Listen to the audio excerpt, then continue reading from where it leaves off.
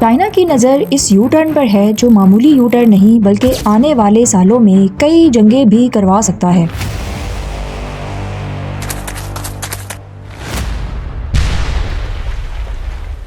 यार्लिंग ज़ेंगबो river में एक शानदार यू टर्न जो अपना रास्ता बदलकर पानी को इंडिया और बांग्लादेश की तरफ ले जाता है, जहां चाइना ने डैम बनाने का फैसला किया है।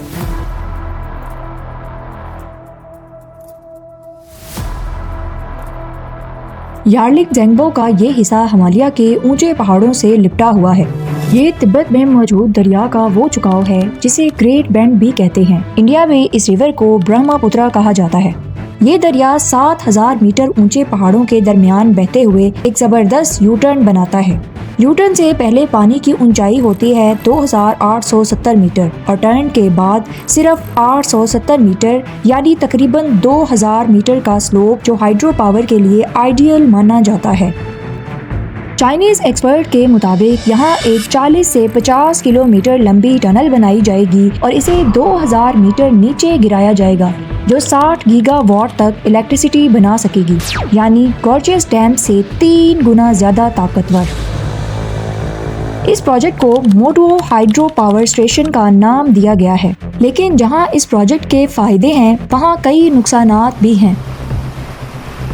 एक्सपर्ट्स का मानना है कि चाइना को ये प्रोजेक्ट बनाने में काफ़ी मुश्किलात का सामना है क्योंकि ये तिब्बत की रिमोट लोकेशन पर है जहां रोड्स नहीं हैं। यहाँ क्रेन्स और टनल बोरिंग मशीन को इन ऊंचे पहाड़ों के बीच पहुंचाना काफ़ी मुश्किल होगा और ये एरिया फॉल्ट लाइन पर है जहां इंडियन और यूरेशियन टेक्टोनिक प्लेट्स टकराती हैं, इसलिए यहाँ जल्जले भी बहुत आते हैं। 1950 में यहाँ आसाम में 8.5 मैग्नीट्यूड का जल्जला आया था और 1901 से अब तक यहाँ 4000 छोटे बड़े जल्जले आ चुके हैं। अगर इतनी ऊंचाई पर डैम बना और जमीन हिली तो सोचें अंजाम क्या होगा।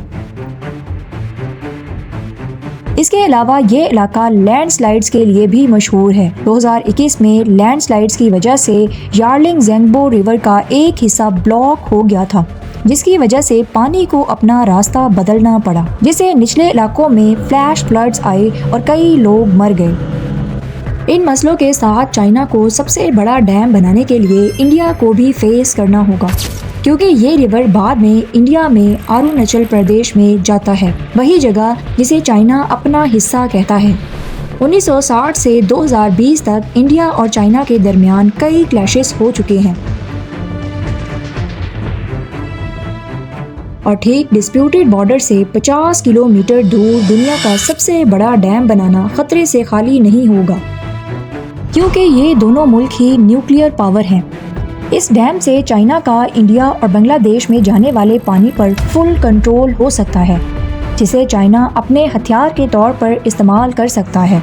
कुल मिलाकर बात की जाए तो ये डैम न सिर्फ एनवायरनमेंट के लिए खतरनाक है बल्कि इस पूरे खित्ते में नई जंगों का आगाज भी कर सकता है। तो फिर सवाल ये पैदा होता है कि चाइना के लिए ये डैम इतना ज़रूरी क्यों है।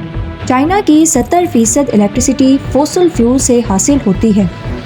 इसका टारगेट 2060 तक कार्बन एमिशन कंट्रोल करना है, लेकिन इस डैम से 60 गीगावाट बिजली चाइना की डिमांड के मुकाबले में बिल्कुल ऐसे ही है जैसे एक समुंदर में एक बूंद हो।